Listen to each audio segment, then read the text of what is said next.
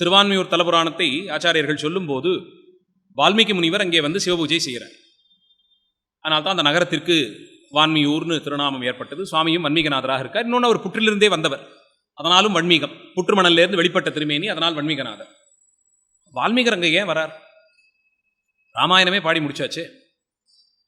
ராமாயணம் பாடிய ஒருத்தருக்கு, அவ்வளவு தர்மசாஸ்திரம் சொன்ன ஒருத்தருக்கு இங்கே மறுபடியும் தென்னாட்டை நோக்கி வருவதற்கு என்ன காரணம்னா, ராமர் திரும்பி போகும்போது பல தலங்களை தரிசித்துக் கொண்டு செல்கிறார். அதிலே திருவான்மியூரும் உண்டு. இன்னைக்கும் பிரம்மோற்சவத்திலே ராமன் ஒரு நாள் வந்து சுவாமியை தரிசித்துக் கொள்ளக்கூடிய ஐதிஹ்யம் உண்டு. ராமன் வந்து வழிபாடு செய்தான்.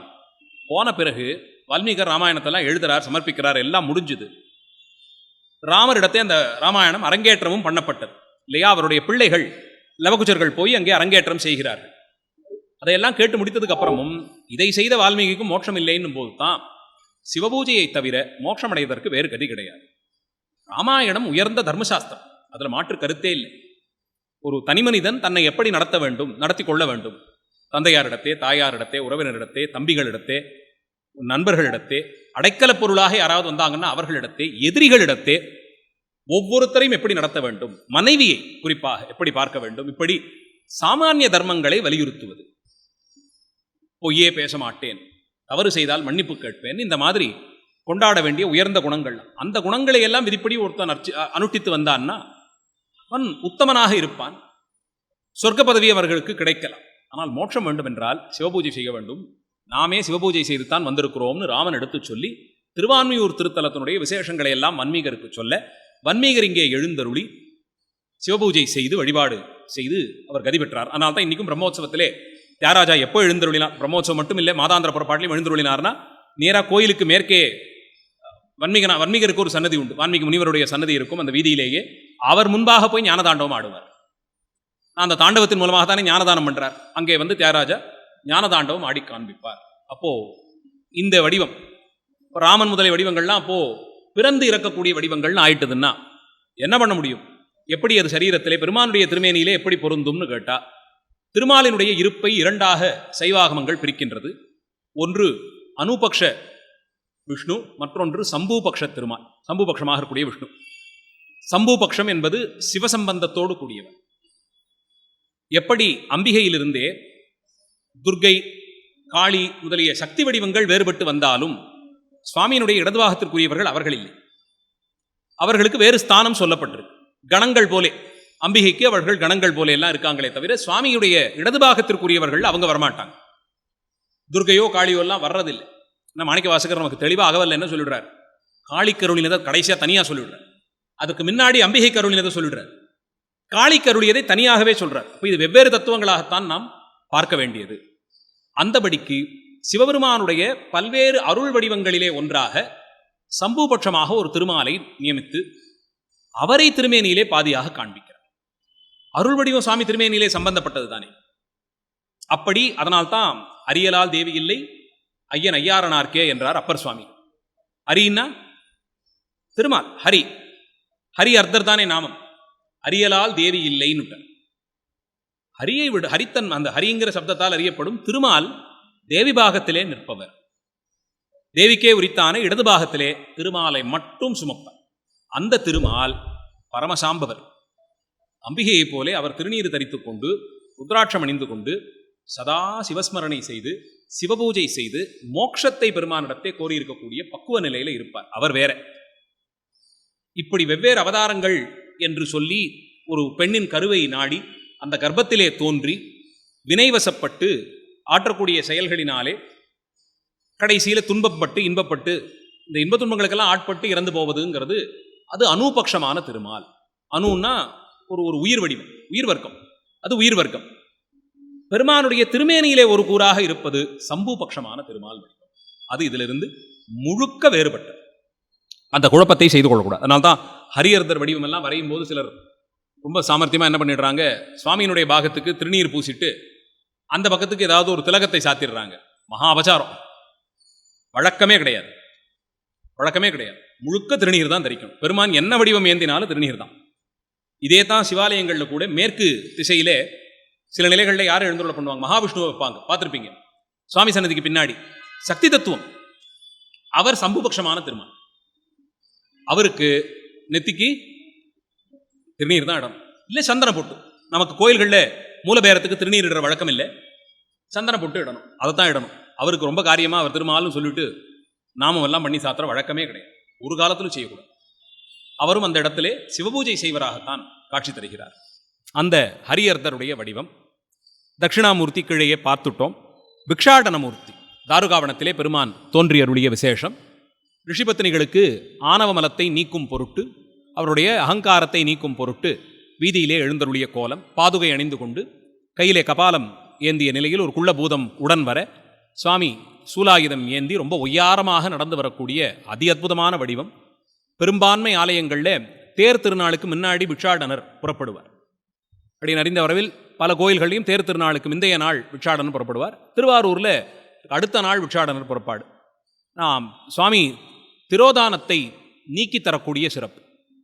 திரோதானம்னு ஒரு மலம் இருக்கு இல்லையா, திரோதானம், அதை நீக்கிறது யார்? பெருமான் தானே வர முடியும், அதுக்குன்னு ஒரு அருள் இருக்கே. திரோதான மலத்தை நீக்கும் பொருட்டு எழுந்தருள்கிறார். பலித்தேவர் என்று அவருக்கு பேர். பிச்சைத்தேவர்னு ரொம்ப அழகான திருநாமம். மாணிக்கவாசகர் திருவாசகத்திலே சாத்தியருடைய திருநாமம். அதையும் திருவாரூரில் இருக்கக்கூடிய பிச்சைத்தேவரை விசேஷமாக கொண்டாடி பாடியிருப்பார். ஆரூரியம் பிச்சைத்தேவான்னு பாடியிருப்பார். இந்த பிச்சைத்தேவராகவே கல்வெட்டுகள்லையும் சோழ மன்னர்கள் திருமுறையிலேருந்தே அந்த பேர் எடுக்கிறாங்க. பிச்சைத்தேவர் திருமேனினே பேர் வைக்கிறாங்க. பிச்சைத்தேவர் விழானே இப்போல்லாம் பத்திரிகைகளில் போட ஆரம்பிக்கிறாங்க. நான் என்ன பண்ணிடுறோம், அன்றைக்கி அவர் போகும்போது முன்னாடி ஒரு பெரிய உண்டியை எடுத்துகிட்டு போயிட்டு அவருக்கு பிச்சை கேட்பதாகன்னு சில்லற காசு சேகரிச்சுக்கிட்டு போகிறோம். தவறாமல் ஓடி போய் அவர் கையில் இருக்கிற கபாலத்தில் வேறு அதை கொடுக்குறோம். அங்கே பெருமான் ஏற்கும் பிச்சை நம்முடைய ஆணவ மலத்தை, அதை கொள்ளக்கூடிய ஒரே பாத்திரம் அவர்கிட்ட தான் இருக்குது. ஆணவ மலம் அங்கே தான் நசிந்து போகும், வேற எங்கேயும் போகாது. அன்றைய தினம் ஆணவ மலம் நீக்கிட்டோம்னா, இப்போ தில்லையிலே 9ஆம் திருநாள் நினைக்கிறேன் பிக்ஷாடனர் புறப்பாடு நடைபெறும். 8ஆம் திருநாள், ஆனால் தில்லையிலே 9ஆம் திருநாள் பண்ணுவாங்க. மயிலாப்பூரில் அடுத்த நாள் கல்யாணோத்சவம் வந்துடும் இல்லையா, அது அனுகிரகம். தில்லையிலே தேர் திருநாள் அடுத்த நாள் வரும். பிக்ஷாடனராக சுவாமி புறப்பட்டார்னா அடுத்த நாள் தேர் திருநாள் அனுகிரகார்த்தமாக செய்வது. சில ஊர்களில் தேரிலே சுவாமி திரிபுர சம்ஹாரம் பண்ண போகிறதுனால சம்ஹார நிமித்தம்னு அதை வச்சுப்பாங்க. 3 செயல்களையும் பிரம்மோற்சவத்தில், 5 தொழிலையும் காட்டணும். பிரம்மோற்சவத்தில் 5 தொழிலையும் பிரம்மோற்சவத்தில் காண்பிக்கணும். அதில் முதல் நாள் கொடியேற்றத்தை சிருஷ்டி தொழிலோடையும், அடுத்தடுத்த வாகனங்களில் அதிலும் குறிப்பாக ரிஷப வாகனத்தில் வர்றதே ஸ்திதி காக்கும் பொருட்டு பெருமான் எழுந்தருளினார்னும், சம்ஹாரத்தை தேரிலே போகும்போது அதனால்தான் வில்லம்போடு இந்த பக்கத்தில் அலங்காரம் செய்வார்கள். கபாலீச்சர பெருமான் அப்படித்தான் தரிசனம் பண்ண நினைவு. திருவான்மியூர் இல்லாமல் அப்படித்தான் நினைக்கிறேன், தவறாக இருந்தால் அன்பர்கள் திருத்தணும். வில்லம்போடு பெருமான் புறப்படுவார். தொண்டை மண்டலத்தில் அப்படி ஒரு வழக்கம் உண்டு. அது என்ன, திரிபுர சம்ஹாரம் செய்வது போலே அது சம்ஹாரார்த்தமாக புறப்படும். அப்போ சிருஷ்டி ஸ்திதி சம்ஹாரம். திரோதானத்திற்கு பிக்ஷாடனர் புறப்பாடு, அனுகிரகத்திற்கு சுவாமி தேரிலே எழுந்தருள்றார்னு அங்கே வைத்துக் கொள்வாங்க. இங்கெல்லாம் கல்யாண உற்சவத்தை அனுகிரகமாக வைத்துக் கொள்வாங்க. கடைசியில் சுவாமி மம்மனுமாக காட்சி தந்து அன்றைய தினம் கைலாச பர்வதத்தில் வருவார். பெரும்பாலும் கடைசி நாள் கல்யாண உற்சவம் முடித்து சுவாமி கைலாச பர்வதத்தில் வருவார். அதை அனுகிரகம்னு கொள்ளுகிறோம். ஆக 5 தொழிலையும் காண்பிக்கணும். தில்லையில் நடராஜ வடிவமாக இருக்கிறதுனால தேரில் ஏறி வருகிறார். கைலாச பர்வதத்திலே சோமாஸ்கந்தர் வருவார். நடராஜ பெருமான் அங்கே விசேஷமூர்த்தியாக இருக்கிறதுனால தேர் ஏறி 10ஆம் திருநாள் தேரிலே பெருமான் புறப்படுவார். இப்படி இந்த 5 தொழில்களையும் காட்டக்கூடியதில் இது திரோதானத்தை நீக்கக்கூடிய வடிவம். அந்த வடிவத்தை பிக்ஷாடனராக காட்டித் தருகிறார். வழுவூர் திருத்தலத்தில் இவர் விசேஷமாக காட்சி தருகிறார். அடுத்து சரபமூர்த்தி, அவரை பற்றி சிந்தித்தோம். நீலகண்டர் பெருமான் உலக உயிர்களை காக்கும் பொருட்டு ஆலகால விஷத்தை தான் பானம் பண்ணின வடிவம். பார்க்கடலை கடைந்த போது வந்து ஆலகால விஷத்தை பானம் பண்ணினது பெருமானுடைய பரத்வஸ்தாபனத்திற்கு அந்த வடிவத்தை தான் நாம் கொண்டாடுகிறோம். ஏனைய தெய்வங்களால் அந்த விஷத்திலே பங்கு கொள்ள முடியவில்லை. சாமி ஒருவர் தான் அதை ஒடுக்கினார். இப்போ உள்ளுக்குள்ளே அதை ஒடுக்கினார்னா உலகங்கள் எல்லாம் மேலே இருக்கு, இவருக்கு உள்ளுக்குள்ளே வேற எதுவும் கிடையாது. அத்தனையும் இவரை சார்ந்திருப்பதினாலே அம்பரமாக இருக்க உடை நாம் எப்படி உடுத்திக் கொள்கிறோமோ அந்த மாதிரி எல்லா உலகங்களையும் பெருமான் மேலே சாத்திக் கொள்வார். அதனால்தான் நாட்டியத்தில் கூட அந்த முதல்ல ஒரு தியான ஸ்லோகம் ஒன்று சொல்லி சிவபெருமானை வணங்கித்தான் நடனமே ஆடத் தொடங்குவார்கள். ஆங்கிகம் பவனம் யசிய வாச்சிகம்னு தொடங்கி சொல்லுவதிலே அத்தனை உலகங்களும் பெருமானுக்கு அம்பரமாக இருக்கிறது. சந்திரன் நட்சத்திரங்கள் இதெல்லாம் அவருக்கு ஆகாரியமாக ஆபரணங்களாக அணிந்து கொள்ளுகிறார்னு விராட் ஸ்வரூபமாக இருக்கக்கூடிய பெருமானை வணங்கித்தான் நாட்டியக்காரர்கள் நடனம் ஆடுவார்கள். அப்படியாக பெருமானுக்கு அத்தனையும் அம்பரமாக பார்க்கிறோம். அதனால்தான் இசை நாட்டியம் இந்த 2 கலைகளையுமே உபாசனையாகவே பார்க்கிறோம். முழுக்க எம்பெருமானே அதை செய்கிறார். அவர் இசை மீட்டி பாடுறார், தானே தாண்டவம் சதா காலமும் சதா நிறுத்தம் செய்து கொண்டே இருக்கிறார். இந்த 2 கலைகளுக்கும் அதனால்தான் இலக்கணம் பெருமான் வகுத்து கொடுக்கிறார், இவர் தான் வகுத்து கொடுக்கிறார். அதிலும் நாட்டியக்கலை இசையும் நாட்டியத்திலிருந்து தான் ஏனைய கலைகள் தோன்றியதுன்னு சொல்லப்படுகிறது. ஒரு சித்திரத்தை அழகாக வரையணும்னா அது எப்படி இருக்குன்னு அந்த காட்சியை உள்வாங்கிக் கொள்ளணும். அது நாட்டியம் போலே ஒரு காட்சியை பிரதிபலித்து காண்பிப்பதற்கு வேறு கலைகள் இல்லை. ஒரு பெரிய மலை, அதன் மேலே ஒரு கோயில், அதுலேருந்து சுவாமி புறப்பாடாய் கீழே வரார், வீதியில் பிரதட்சணம் பண்ணி வராருன்னு இந்த காட்சி அப்படியே வர்ணித்தீங்கன்னா ஒரு நாட்டியக்காரர் கடகடன்னு அது அபிநயம் பிடிச்சு காமிச்சிருவாங்க. எப்படி நாம் ஒரு காணொளியை எடுத்து திரையிலே போட்டு பார்த்தோம்னா அதெல்லாம் தெரியுதோ அதையெல்லாம் அவங்க அபிநயத்தினாலேயே சமைத்து காண்பித்து விடுவார்கள். அப்போ ஓவியம், சிற்பம் முதலிய கலைகளுக்கும் அடிப்படையாக இருப்பது நாட்டியம். அந்த நாட்டியத்திற்கு ஆதாரமாக இசை இருப்பதனாலே இந்த இசையும் கூத்தும் ரொம்ப விசேஷமாக கருதி பெருமானதை உகந்து கோயில் கலைகளாகவே போஷிக்கிறார். ஏனைய கலைகளையும் விசேஷமாக கொண்டிருக்கிறார். இந்த 2 கலைகளை தானே செய்கிறார். சுவாமி வீணை மீட்டி பாடுறார், சமகானம் செய்கிறார், தாண்டவம் சதா நிறுத்தம் ஆடிக்கொண்டே இருக்கிறார். இல்லாத ஆடிக்கொண்டிருப்பது பெருமானுடைய தாண்டவம். இந்த 2 கலைகளுக்கும் இவ்வளவு சிறப்பு இருக்கு. அதனாலே பெருமான், அதனால் தான் நாட்டியக்கலை ஆடும்போது இந்த விராட் ஸ்வரூபத்தை தியானிப்பார். அவரையே நான் ஹிருதயத்திலே பாவிக்கிறேன்னு சொல்லி தம்னமாமி சிவம்னு சொல்லி அந்த சிவத்தை வணங்கித்தான் தொடங்குவார். அப்படி விராட் ஸ்வரூபமாக பெருமான் நிற்பதுங்கிறது இந்த நீலகண்ட வடிவத்திலே தான் நமக்கு தெரியுது. அந்த ஆலகாலத்தை தான் பானம் பண்ணி உள்ளே அடக்கி கொண்டார். அப்போது அம்பிகை அந்த விஷம் தொண்டையிலே தங்கட்டும்னு இந்த இடத்தை பிடித்து அழுத்தி நிறுத்தினாள். இதற்கு காரணம், பலகாலம் பல பிழைகள் செய்து பிரச்சனையில் மாட்டும் போது இங்கே வந்து நிற்கிறாங்க. சுவாமியும் காப்பாற்றுறார். முடிந்து போன பிறகு அடுத்து என்ன மாறுது? திரும்ப எங்கேயாவது வம்பு எடுத்துட்டு நான் தான் பெரியவன் நினைச்சுக்கிட்டு இவர்கள் ஆணவப்படுகிறார்களே. ஒவ்வொரு முறையும் இங்கே வந்து நிற்கும் போது பார்க்கடல் கடைந்த அன்று அத்தனை பேரும் ஒன்றுக்கும் லாயக்கில்லைன்னு விழுந்தோமே, அப்ப காப்பாத்தினவர் இவர் தானே. நம்மை மட்டுமா காப்பாத்தினார்? அத்தனை கோடி சராசரங்களையும் காப்பாத்தினாரே. இவர்தான் பரம்பொருள்ங்கிற எண்ணம் ஒவ்வொரு தரிசனத்தின் போது இருக்கட்டும், எல்லா தரிசனத்தின் போதும் இருக்கட்டும். சுட்ட பொன்னிறத்திலே சுவாமி அப்படியே இளஞ்சிவப்பா தக தக தகான்னு மின்னும் போது கழுத்து மட்டும் கருத்து இருந்தால் அதுதான் முதல்ல கண்ணில் படும். அதை பார்த்துட்டாங்கன்னா ஆஹா இவர்தான் பரம்பொருள்ங்கிற எண்ணம் இருக்கட்டும். இந்த வடிவம் நீலகண்டராக இருக்கக்கூடிய வடிவம் சென்னை அருங்காட்சியகத்திலே ரொம்ப ஆச்சரியமான ஒரு சோழர் காலத்திய திருமேனியிலே பார்க்கலாம். கையிலே அந்த ஆலகால விஷத்தை இப்படி திரட்டி வச்சுக்கிட்டு இருப்பார். ஒரு சின்ன பட்டணம் மாதிரி அதை கையில் வச்சிருப்பார் சுவாமி. அது விஷம்னு காட்டுறதுக்காக இந்த கையில் ஒரு சர்ப்பத்தை பிடிச்சு காமிச்சிருக்கார் அந்த சிற்பி. இதெல்லாம் தான் நமக்கு சிற்பம் நாட்டியத்திலேருந்து பெறுவது. ஒரு விஷத்தை காண்பிக்கணும்னா எப்படி காண்பிக்க முடியும்? அபிநயத்தில் ஒரு சர்ப்பத்தை காண்பித்தால் அதிலிருந்து பெறப்படுவதுன்னு கொள்ளலாம். அந்த ஸ்தாபத்தியம் பண்ணின சிற்பி என்ன பண்றான்? கையிலே சின்னதா ஒரு பட்சணம் மாதிரி எதையோ வச்சிருக்கார். அது என்னன்னு காமிக்கணும் இல்லையா? அதனால இந்த கையில ஒரு பாம்பை பிடிச்சிட்டு இருப்பார். அந்த பாம்பு படம் எடுத்து அந்த கையை பார்க்குற மாதிரி இருக்கும். இந்த கையில விஷத்தை வச்சுட்டு இருப்பார் சுவாமி. மான்மழு ஏந்திய நிலையிலே காட்சி தருவார். சென்னை அருங்காட்சியகத்தில் ரொம்ப அற்புதமான சிற்பங்கள்லாம் உண்டு. திருமேனியிலே ஈடுபடணும்னா கோயில்கள் எல்லாம் அலங்காரத்தில் இருப்பார். ரொம்ப தள்ளி தூரத்தில் எழுந்தருளை பண்ணும்போது நம்மளால அவ்வளவு ரசிக்க முடியாது. வாய்ப்பு இருக்கும்போது ஒரு சனிக்கிழமை காத்தால புறப்பட்டு போனீங்கன்னா ஒரு 2-3 மணி நேரம் பார்த்துட்டு வரலாம். இந்த எழும்பூர்ல இருக்கக்கூடிய அருங்காட்சியகத்தில் 50 திருமேனிகளுக்கு மட்டும் தனியாக ஒரு கட்டடம் இருக்கும். அதுல கீழ்தளம் முழுக்க சைவ திருமேனி, மேல்தளம் முழுக்க நடராஜ வடிவம் மட்டுமே. மீதி எல்லாத்தையும் சேர்த்து அடுத்து ஒரு தளத்தில் முடிச்சுடுறாங்க. கலைகள் எவ்வளவு சிறப்பு பெற்றதுன்னா சைவாலயங்களில் தான் கலைகள்லாம் இருந்ததுங்கிறதுக்கு இதுவே ஒரு சாட்சி. 3 மாடியிலே 3ல் 2 பங்கு சிவாலய திருமேனிகள் தான் இருக்கு. ஒரு தளம் முழுக்க நடராஜ வடிவம், வெவ்வேறு காலத்திலிருந்து வெவ்வேறு பகுதிகளிலிருந்து கால்மாறு ஆடிய வடிவம் இதெல்லாம் இருக்கும். ரொம்ப நுணுக்கமாக இந்த சுவாமி பிடிக்கிற அபிநயத்தெல்லாம் பார்க்கலாம். முகபாவங்கள், கையில் என்ன வச்சிருக்கார், இந்த ஆயுதங்கள் எப்படி காண்பிக்கிறாங்க எல்லாம் பார்க்கலாம். ஆச்சாரியர்கள் திருமேனியும் உண்டு. சம்பந்த பிள்ளையார், அதிகார நந்தி, மாணிக்கவாசகர், அப்பரடிகள், சுந்தரர், பல திருமேனிகளும் அந்த மாதிரி எழுந்தருளை செஞ்சிருப்பாங்க. வாய்ப்பு இருக்கும்போது தரிசனம் பண்ணிக்கலாம். அந்த படிக்கு நீலகண்டராக இருக்கக்கூடிய வடிவம் பெருமான் அந்த ஆலகால விஷத்தை தான் பானம் பண்ணினதை காட்டக்கூடிய வடிவம். அது ஓவியமாகலாம் தீட்டும் போது பக்கத்திலே அம்பிகையை நிறுத்தி அம்பிகை அந்த கழுத்தை பிடித்துக் கொண்டிருப்பது போலேயும் நான்முகன் திருமாலாம் வணங்கும்படியும் காண்பிக்கணும். அப்படி இருக்கக்கூடிய நீலகண்ட வடிவம். திரிபாதமூர்த்தி, ஏகபாதமூர்த்தின்னு ஒரு வடிவம் உண்டு. அது பெருமான் சிருஷ்டி காலத்திலும் சம்ஹார காலத்திலும் தான் ஒருவன் மட்டும் நிற்கிறேன்னு காண்பிப்பார். அப்போ திருமேனியிலே வலது திருவடி மட்டும் இருக்கும், இடது திருவடி அம்பிகையினுடையது. அம்பிகை கூட உள்ளே சென்றாகிவிட்டது. திருவருள் தன்மைக்குள்ள உள்ள ஒடுங்கிடுச்சுன்னு காட்டுறதுக்கு ஒரே திருவடியில சுவாமி மட்டும் நிற்பார். அது ஏகபாதமூர்த்தி. இது போக இன்னொன்று திரிபாதமூர்த்தி. அதிலே ஒரு திருவடியில சுவாமி நடுவில் நிற்பார், அபயவரதத்தோடு மான்மொழி ஏந்து நிற்பார். சுவாமியினுடைய இடுப்பு பகுதியிலிருந்து வலது பக்கம் நான்முகனும் இடது பக்கம் திருமாலும் கைகூப்பியபடி வெளிப்படுவாங்க. ஒரு கால் மட்டும் தெரியும், ஒரு கால் உள்ள கலந்துருக்கும். இந்த 2 பேருக்கும் ஒரு கால் மட்டும் வெளியே தெரியும். அப்ப 3 கால் வந்துருதா? அதனாலே திரிபாதமூர்த்தின்னு பேர். அது ஒடுங்கும் போது இருக்கக்கூடிய காட்சின்னு எடுத்துக்கலாம், இல்ல சிருஷ்டியும் போது வெளிப்படுவதுன்னு எடுத்துக்கலாம். 2த்துக்கும் பொருந்தி வரும். இவர்களை உள்ளுக்குள்ளே ஒடுக்கிக் கொள்ளுகிறார் காட்டக்கூடிய வடிவம். அப்படி செய்யும் அந்த நிலை அதற்கு திரிபாதமூர்த்தி. அடுத்தது ஏகபாதமூர்த்தி, பைரவ வடிவம். இது ஹிரண்யாக்ஷனுடைய மகன் அந்தகாசுரனை சம்ஹாரம் செய்த போது எடுத்த வடிவம். இன்னொன்று, நான்முக பிரம்மன் முதலில் 5 முகங்களோடு இருந்தான். சுவாமியை நமஸ்கரிக்காது அவருக்கு இருப்பது போல் எனக்கும் 5 தலை இருக்கேன்னு அவன் சொன்ன தோஷத்திற்கு ஆணவத்தை நீக்கும் பொருட்டு பெருமான் பைரவ வடிவம் ஏந்தி வந்து அவனுடைய ஒரு தலையை கிள்ளி குறைத்தருளினார்.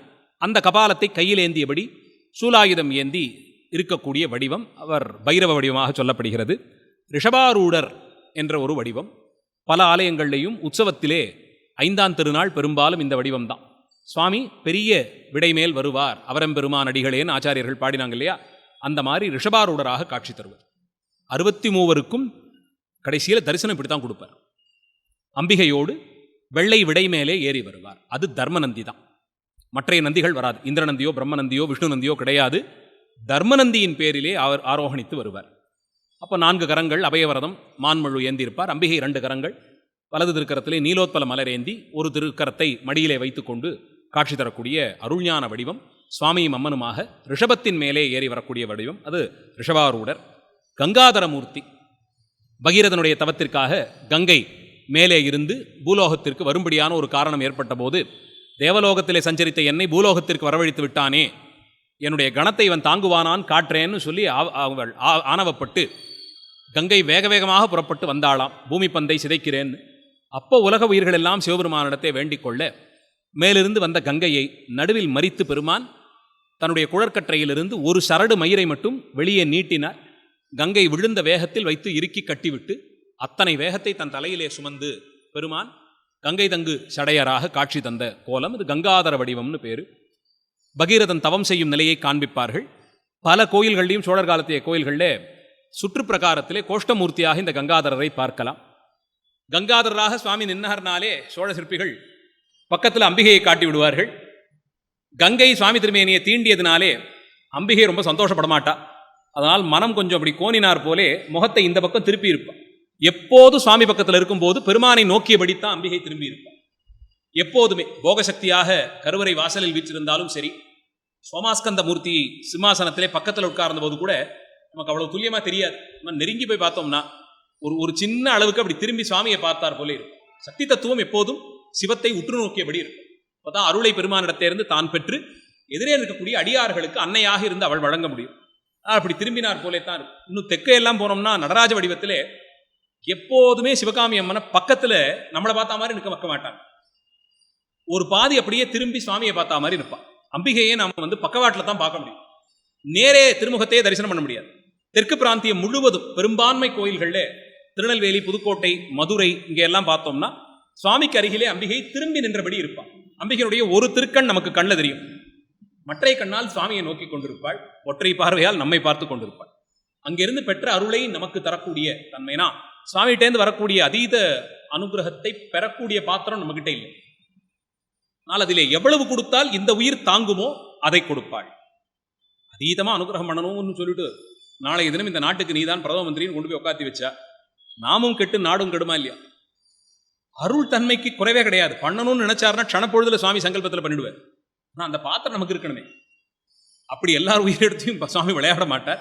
அதனால எவ்வளவு இதுக்கு எவ்வளவு தாங்குமோ அதை கொடுப்பார், அந்தபடிக்கு தருவது. ஆமா, அதனால அப்படி திரும்பி நிற்கக்கூடிய அந்த வடிவம் அது கங்காதர மூர்த்தியினுடைய வடிவம், தலையிலே சுமந்திருக்கக்கூடிய வடிவம். பல கோயில்கள்லையும் சிறப்பாக நாம் தரிசனம் செய்யலாம்.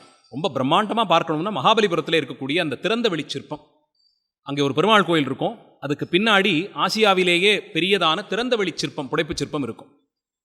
அந்த பாறையிலே நடுவிலே இயற்கையாகவே ஒரு வெட்டுப்பட்டிருக்கும்.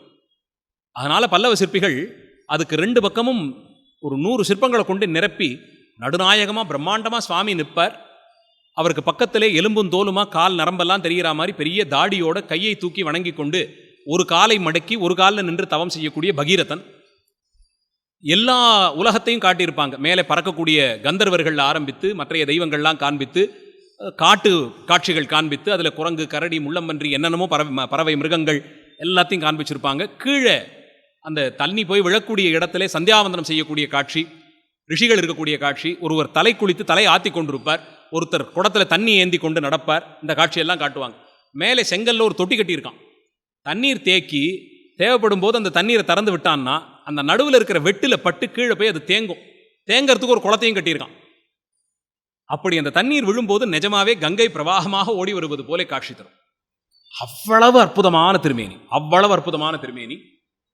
தெய்வீகத்தன்மையோட வடித்திருப்பார். அத்தனை சிறப்பாக இருக்கும். அவசியம் பார்த்து ரசிக்க வேண்டிய கலை பொக்கிஷங்கள் இதெல்லாம். அப்படி பார்க்கக்கூடிய அந்த கங்காதர வடிவம் நமக்கு சோழர் கோயில்களில் உண்டு. பல்லவர்களே கோயில்களில் நிறைய வெட்டியிருக்காங்க. இப்போ நம்ம காஞ்சி கைலாசநாதர் கோயிலெல்லாம் பெரிய கங்காதர வடிவம் உண்டு. ஆனால் இந்த சிற்பம் தான் என் மனதை ரொம்ப கவர்ந்த கங்காதர வடிவம். வாய்ப்பு இருக்கும் அன்பர்கள் மாமல்லபுரத்துக்கு போனீங்கன்னா பார்க்கலாம் அந்த கங்காதர வடிவம். அடுத்தது காலாரி, காலகாலர், கால சம்ஹாரமூர்த்தி. மார்க்கண்டேயருக்காக சிவலிங்க திருமேனியிலிருந்து தானே வெளிப்பட்டார். அந்த திருவேழத்தை காண்பிக்கும் போதே நடுவில் ஒரு லிங்கபானம். மார்க்கண்டேயர் அதை ஆற தழுவிக்கொண்டு கண்களை மூடிக்கொண்டு தியானித்திருப்பார். அதிலிருந்து வெளிப்பட்ட திருவடிவம் பெருமான் வரணும். இடது பாதத்தால் எதிரே ஒரு எருமைக்கடா மேலே உட்கார்ந்திருக்கிற யமனை எத்தும் விதத்திலே அந்த காட்சி இருக்கும். பாசக்கயிறை அவன் மார்க்கண்டேயர் பேரை வீச அதன் ஒரு நுனி சுவாமி திருமேனியை தீண்டியபடியால் அதை யமன் செய்யக்கூடாதே. அதனால் காலனுக்கு காலத்தை நிர்ணயம் பண்ற. ஏனைய தெய்வங்கள் காலத்திற்கு கட்டுப்பட்டு நடக்க காலத்தை வென்ற தன்மை. அதனால்தான் பரம்பொருள். ராமாவதார காலத்தில் பேரில் இந்த புஷ்பபானத்தை எய்தணும். சுவாமி மூன்றாவது கண்ணாலே அவனை நோக்கணும். அவன் அங்கே பஸ்மமாகி விழணும்.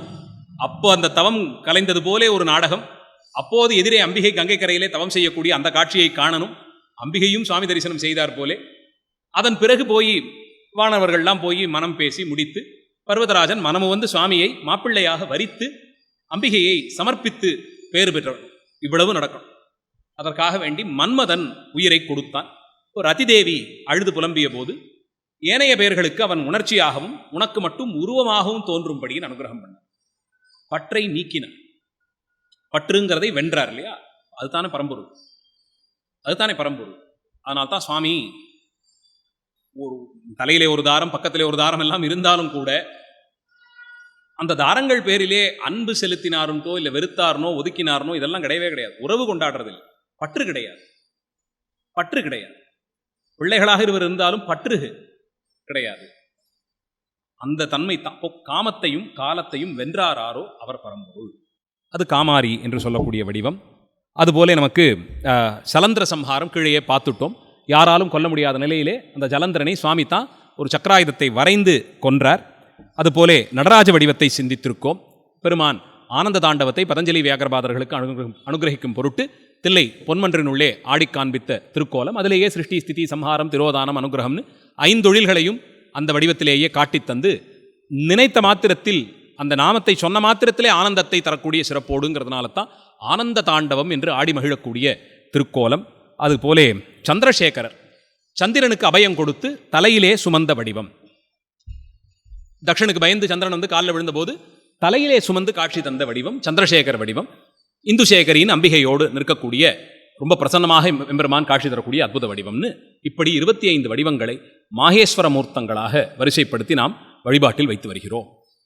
ஆனால் அப்பர் சுவாமிகள் ஒரு திருவேடத்தை ரொம்ப விசேஷித்து இந்த மாகேஸ்வர வடிவங்கள்லாம் சேராததாக அதி உன்னதமாக மற்றொரு திருமேனியை இதுக்கு வெளிப்பட்டு தனியே வைத்து கொண்டாடுகிறார். ஐயைந்தின் அப்புறத்தான் தானும் ஆரூர் அமர்ந்த அம்மானேன்னு அப்பர் சுவாமிகள் வாக்கு. ஐயைஞ்சின் அப்புறத்தான் விட்டார். 5ன்னா 25 மாகேஸ்வர மூர்த்தங்கள். மாகேஸ்வர மூர்த்தங்கள் கணக்கிலும் கொள்ளப்படாது விசேஷமாக தனியே இருக்கக்கூடிய வடிவம் திருவாரூர் தியாகராஜ பெருமானுடைய வடிவம்னு அப்பர் பெருமான் திருவுள்ளம் பற்றி அருள்கிறார். அப்படி இந்த வடிவங்களில் ஏன்னா சோமாஸ்கந்த மூர்த்தம்னு எடுத்துக்கொள்றதில்லை. அவருடைய காரணம் காரியம் அத்தனையும் இதிலிருந்து வேறுபட்டது. பரமஞானத்தை கொண்டு போய் நிறுத்தக்கூடிய வடிவம். அந்த சிறப்பே போகத்தை வேண்டினால் போகத்தை கொடுக்கக்கூடிய வடிவங்கள் சிலது உண்டு. விரக்தியோ யோகத்தையோ வேண்டினால் அதை தரக்கூடிய வடிவங்கள் உண்டு.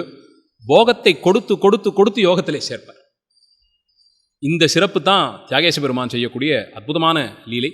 அந்த பெருமானை இதுக்கு மேலே கொண்டு போய் வைத்து கொண்டு ஆடுகிறார். அவ்வளவு சிறப்பு. அந்த அளவில் இன்றைய வகுப்பை நிறைவு செய்கிறேன். இதற்கு மேலே இன்னும் கும்பாபிஷேகம், திருவிழாக்கள் இருக்கு, நடராஜ வடிவம், நடராஜருடைய நடனங்கள், கும்பாபிஷேகமும் திருவிழாவும் இருக்குது. அது அடுத்த வகுப்பில் ஒரு மணி நேர வகுப்பிலே கூட நிறைவு செய்துவிடலாம். அதற்கு அடுத்து இருக்கக்கூடிய வகுப்பில் கொஞ்சம் படிச்சுட்டு வாங்க, எல்லாத்தையும் சேர்த்து ஒரு தொகுப்பாக பார்த்துட்டு பரீட்சைக்கானதுங்கிற அளவிலே சிந்திப்போம். மூர்த்தி எல்லாம் வாழி, எங்கள் மோன குரு வாழி, அருள் வார்த்தை என்றும் வாழி, அன்பர் வாழி பராபரமே. எல்லாம் ஸ்ரீ தியாகராஜ கிருபை. ஸ்ரீ தியாகராஜ மகாராஜோ ஜெயதே. அரூரா தியாகேஷ். நன்றி, வணக்கம்.